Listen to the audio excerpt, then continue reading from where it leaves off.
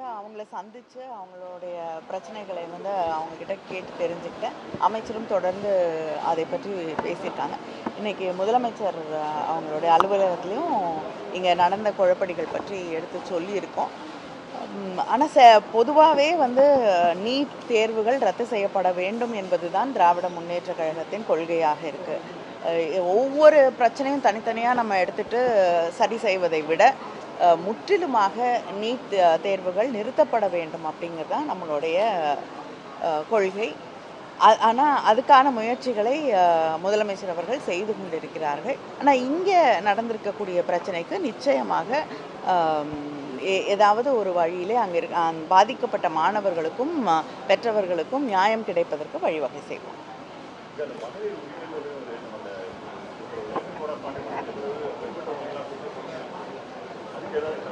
இல்லைங்க, பண்ணிகிட்ருக்காங்க.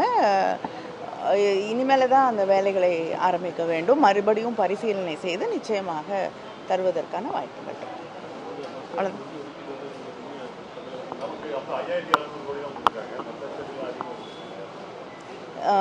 நிச்சயமாக வந்து பாராளுமன்றத்திலே இதை பற்றி குரல் எழுப்புவோம். அங்கே இருக்கக்கூடிய அமைச்சர்களிடமும் பிரதமரிடமும் இதற்கான கோரிக்கையை வைப்போம். தொடர்ந்து வந்து தமிழ்நாடு வஞ்சிக்கப்படுகிறது.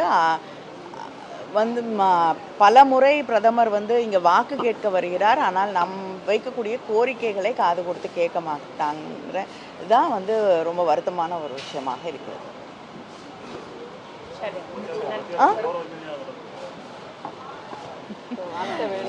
இல்லை, நான் இதுக்கு வேற என்ன நான் சொல்ல முடியும்? ஒரு மாநிலத்துக்கு அவங்க ஆட்சியில் இருக்கக்கூடிய மாநிலங்களுக்கு மற்ற மாநிலங்களுக்கு அதிகமாக நிதி தரப்படுகிறது. ஜிஎஸ்டியில் நமக்கு வரக்கூடிய நிலுவைத் தொகை, அது மட்டும் இல்லாமல் வெள்ள நிவாரணம் அப்படின்னு வரும்பொழுதும் மற்ற மாநிலங்களுக்கு உடனடியாக நிவாரணத் தொகையோ அவங்களுக்கு வர வேண்டிய நிலுவைத் தொகைகளோ விரைவிலே தரப்படுகிறது.